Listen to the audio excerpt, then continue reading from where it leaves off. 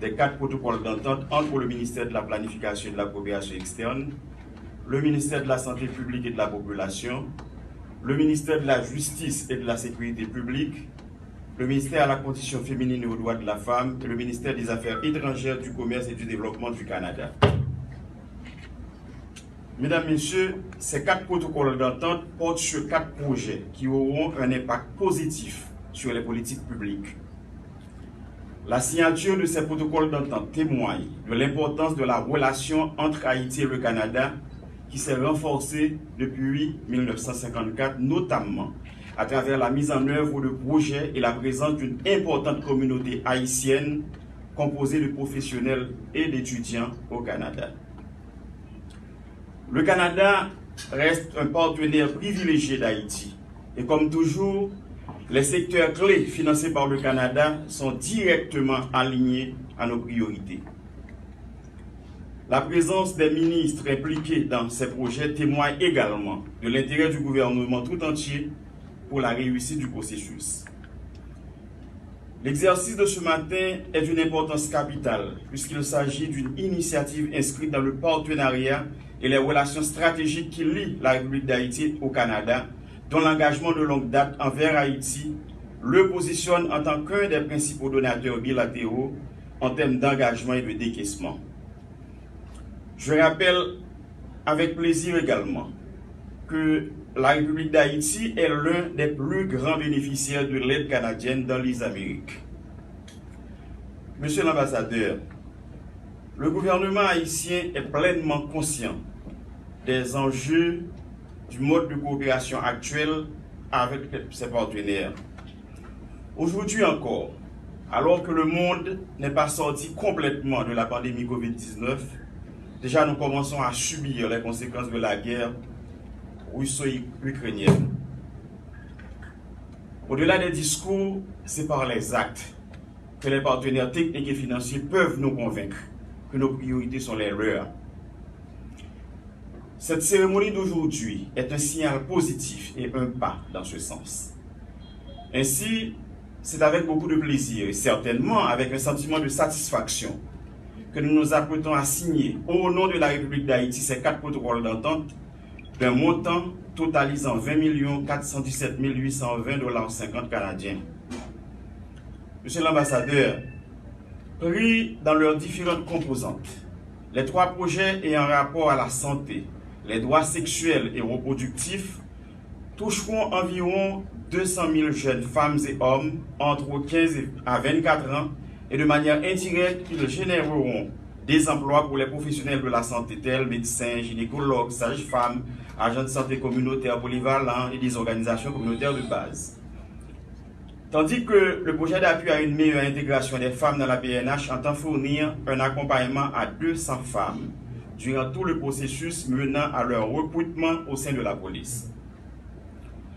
Les progrès réalisés par le gouvernement haïtien en matière de lutte pour l'égalité des sexes ne vont pas s'arrêter en chemin. Ainsi, la République d'Haïti se dit très reconnaissante à l'endroit du gouvernement canadien qui, au cours des 10 dernières années et à l'occasion des différentes catastrophes, n'a pas cessé d'accompagner le gouvernement dans beaucoup de domaines qui se trouvent alignés sur nos plans stratégiques de développement. Monsieur l'ambassadeur, le gouvernement auquel j'appartiens apporte un appui sans réserve au processus de mise en œuvre de ces projets et souhaite vivement participer au suivi et à leur évaluation en vue d'apprécier leurs retombées sur les groupes cibles. Je suis heureux de vous accueillir ici. Ces 3 protocoles d'accord qui intéressent tout particulièrement la santé des femmes et des filles. Il s'agit, une fois de plus, d'une manifestation éclatante de la richesse et de la diversité de la coopération Haïti-Canada qui, du reste, ne date pas d'hier. En effet, durant mon premier passage comme titulaire du ministère de la Santé publique et de la Population, de 2008 à 2011, à travers cette coopération en santé, plusieurs projets importants et d'envergure nationale ont été mis en œuvre.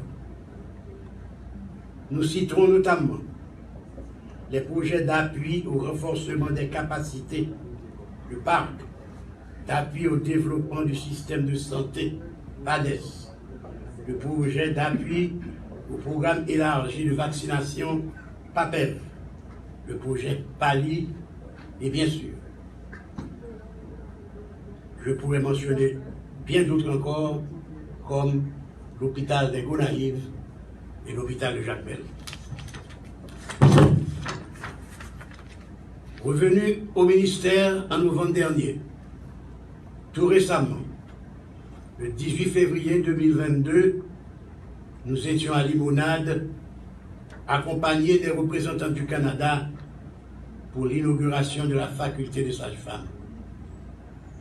Et nous nous retrouvons une fois de plus pour la signature de ces 3 projets. Améliorer la participation citoyenne en santé et droits sexuels et reproductifs devant couvrir Crissier et Léogane. Projet d'appui à la santé sexuelle et reproductive égalitaire qui sera implanté à la Croix-des-Bouquets. Et femmes et filles debout avec dignité pour nos droits sexuels et reproductifs, FEMCAD, lequel sera mis en œuvre dans le département du Sud-Est. La thématique transversale, équité du genre, était toujours prise en compte dans ces différents projets. Monsieur le ministre de la Planification et de la Coopération externe, je félicite votre ministère pour l'aboutissement de ce projet entamé depuis plusieurs mois avec la participation des différentes parties prenantes.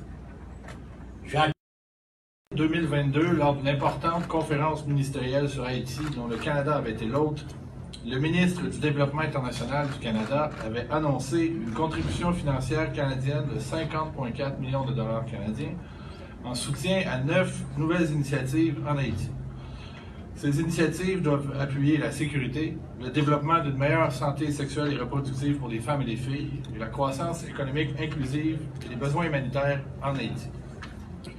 Dans le cadre des appuis annoncés, je suis très heureux d'être ici ce matin pour signer les protocoles d'entente de 4 de ces projets, totalisant plus de 20 millions de dollars canadiens.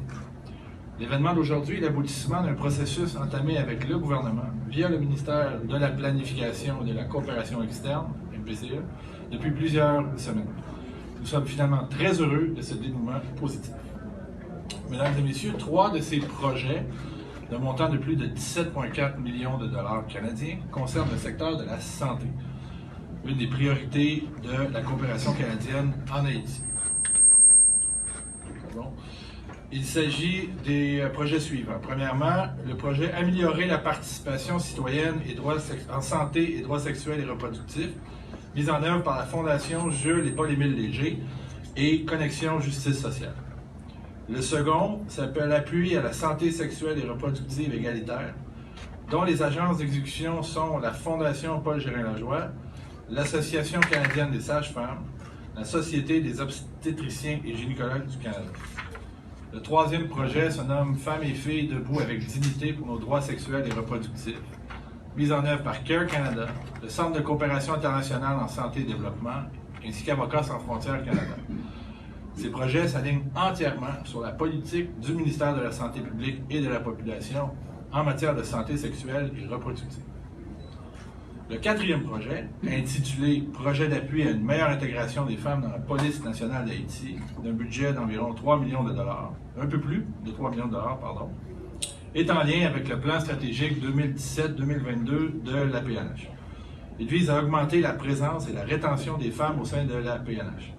Ce projet sera mis en œuvre par l'organisation non gouvernementale canadienne Cowater Sogema International. Ces 4 projets touchent donc des secteurs clés de la programmation du Canada en Haïti et seront mis en œuvre sous le leadership des autorités nationales en partenariat avec plusieurs organisations de la société civile haïtienne et canadienne.